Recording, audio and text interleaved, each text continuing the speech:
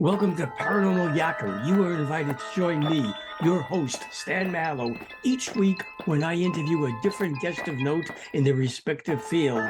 The unexplained, the mysterious, the macabre, UFOs, ghosts, Bigfoot, psychic phenomena. We explore them all on Paranormal Yacker. Hi, everyone. I'm Stan Mallow, the Paranormal Yacker. My guest in today's show is Rick Osmon. He is an advisor and contributing author to Ancient American Magazine and frequently speaks at conferences on America's hidden history. I'll be talking with him about his book, The Graves of the Golden Bear, Ancient Fortresses and Monuments of the Ohio Valley.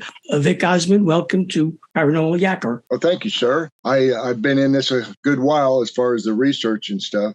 I've been on many of these shows, and I love your background. When, Rick, did you first realize that history books are wrong regarding Columbus being the first European to set foot in North America? And what led you to that realization? For one thing, Leif Erikson was here 500 years before Columbus was. In fact, Columbus never made it to our part of North America. He never set foot on the North American continent except one day on the Yucatan Peninsula. It was always in the island. Leif Erikson was here 500 years before that. There were indications that a lot of other people had been here long before that. Now, as to when I started thinking about all this, Leif Erikson, I think I learned about in the 6th grade. Within a couple of years of that, because I've always been a history buff, the known history stuff, and I became acquainted with a couple of old geezers who lived in the town where I grew up, and they, being self-styled historians themselves, told me about the local history and what they knew about Indiana and the Ohio Valley. And they told me about a series or a string or a line of fortresses, ancient, usually stone line fortresses that stretched across Indiana. When the settlers first came into Indiana, they encountered all these structures, and some of them were wonders of engineering. And at first, I thought these two old geezers were just pulling my leg, but then I found entries in the Indiana Historical Society of two of the forts they were talking about. Since then, I've discovered roughly 5 more. I can't find any physical evidence of the 7th one, but the placement is right, and then the stories, the history of the early settlers is right. These old guys knew what they were talking about. And in all this research, I became obsessed with finding out who all had these technologies and this engineering skill to perform these deeds of infrastructure. In this case, having them in a perfectly straight line across 110 miles, because the ones at either end are that far apart. I discovered the 3rd one by laying a ruler across there at a site I knew had some of the features. And guess what? It was directly in the middle. And that one I found as a result of one of the readers of Ancient American Magazine, because I had submitted an article describing the features that would be present in these fortresses. And if anybody knew of stone walls near some of these features, please let me know. And one guy did. His property has the features that are there, and it's the one that is directly in the middle. Since then, I found some more. The doctrine of discovery, an edict from early popes, explains volumes about why explorers to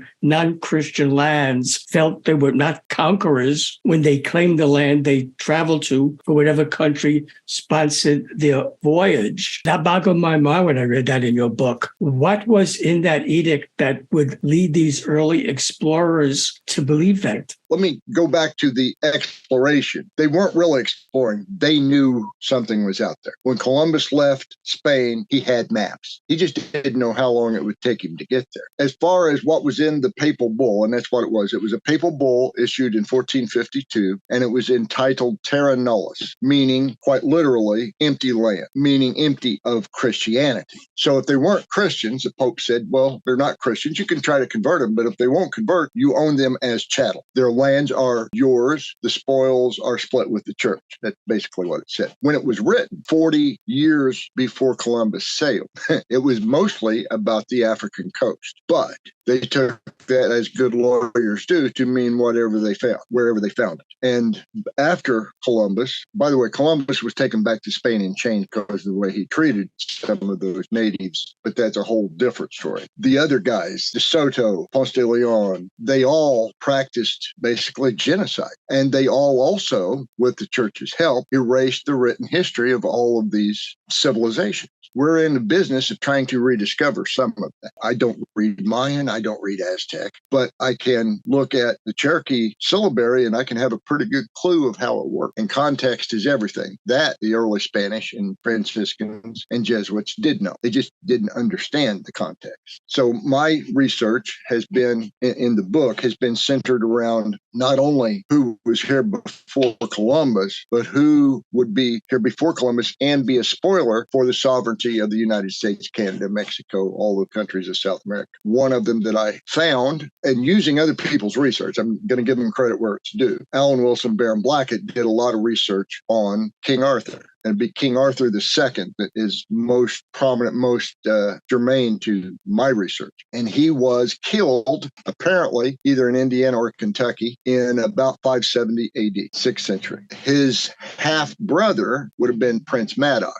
And there's been a long-standing legend, story, myth, whatever you want to call it, tradition around the falls of the Ohio of Prince Madoc and his fortress, which happened to be the one at the east end of my string of fortresses. And how this large group of white people were driven onto an island in the middle of the Ohio River, an island that no longer exists, incidentally, and they were massacred by the thousands, apparently. And that this 9-acre island at normal river levels was covered waist deep in human bones. And the floods carried them all away eventually. But in the early settler days, you could still see signs of it. So the graves of the Golden Bear, as you might have surmised so far, the Golden Bear was a nickname of King Arthur. This is the print version, and the cover of it has a diagram on it that is a photograph that Lee Pennington took at a place called Welsh Caves in northeastern Alabama. And it's enhanced a little bit because you can barely see it because it's, well, from the 6th century.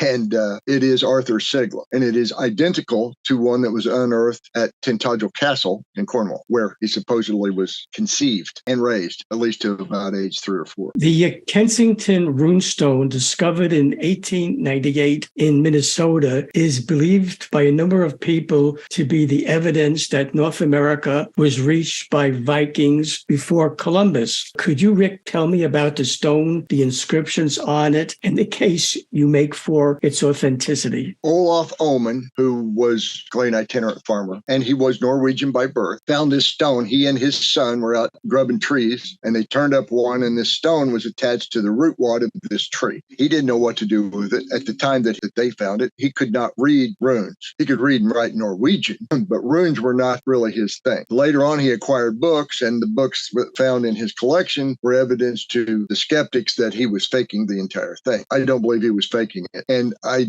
tend to believe that some of the translation that we use has been misinterpreted because of context, again, that the context is that it is a surveying stone in part. It's a landmarker. It might be a land claim or associated with another stone somewhere that remains undetected that is a record of land claim. And it reads like one. Scott Walter did a lot of research. He did geological. He did everything that you can imagine. He gathered research of others, made a very strong case that it is a legitimate artifact. And another geologist in Minnesota, the one for whom all of the geology buildings are named on campus, said it's a genuine artifact. I don't want to dispute them. The linguists say it's not, but the linguists weren't speaking the language as it's written in runic of 700 years ago. I think it's genuine. It's been studied every which way but loose. It's even had a little bit of destructive testing done on it. I carried an exact copy of it, which, by the way, the full stone weighs about 200 pounds. The copy is hollow, so I was able to carry it. The farm is in such a place that at the time of, say, 1398, there may have been a fair amount of standing water on parts of the farm and on the adjoining property. The hill where it was found would have been a small island, and they would have returned from wherever they had been while out fishing one day. But the fishing is an interpretation that we take for the word casting, as in casting a line for survey. That's where I have a little bit of difference with the accepted explanation. Most people in Norway would take exception to calling them Vikings. They were Scandinavians. They were Norsemen. They weren't Vikings. They were on a mission from a king, probably. What can you tell me, Rick, about the interactions between the Vikings and the Native Americans? May have started out nice, but it did not end that way. That is partly because of my interpretation of the runestone, where 8 Goths and 22 Norwegians, so they were all Norsemen, 10 dead, red with blood. These are words used with a crime scene, a mass murder site. That wasn't peaceful. Before that, say 400 years before that, when Leif Erikson, quote unquote, discovered Vinland, it started out pretty nice. They traded and got timber and other goods and took them back first to Greenland, then to Iceland, then to Norway. By the way, that only took about 3 weeks in a longboat to go from North America to Norway. Something went wrong. The Norse had started a colony, probably at Lonzo Meadows, maybe one even further south, maybe several hundred miles south. Something happened that broke their ability to maintain this colony, or both colonies. There's a few passages in the epics that refer to that. It started out pretty good, and somebody got antsy and killed a native, and all hell broke loose. Earlier in our interview, you mentioned a Welsh prince named Maddox who brought thousands of colonists to North America centuries before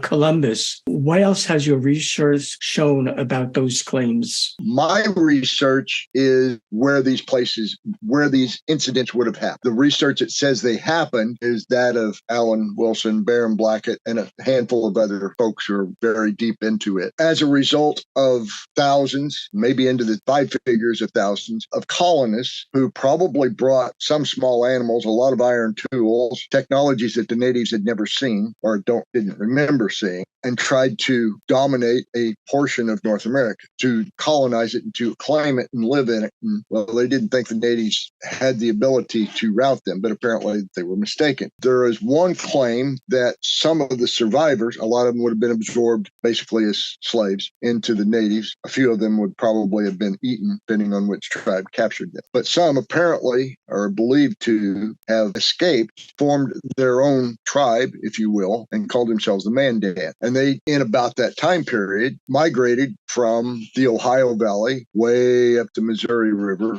to the Mandan village up there. The one that Lewis and Clark camped in or overwintered it in 1803. And when Thomas Jefferson dispatched Meriwether Lewis on that trip west, part of his orders to him was to investigate the Mandans and the claims that they spoke Welsh, that they were fair-skinned, blonde hair, green eyes, beautiful, and that they used Welsh coracles as their boat type. Well, all those last things are true. They used the round boats used in Wales. They had light skin, fair hair, green, blue eyes. But they are now all but an extinct group of people. Using colonial era maps, satellite imaging technology, historical accounts, official documents, archaeological reports, and collaboration with several other researchers, you found the sites of more than 45 ancient fortresses. Which ones are the oldest? Where are they located? And who built them? The oldest one I found that has actual archaeological scientific evidence for the date is 3850 BC, almost 6,000 years old, a little bit older than the Great Pyramids,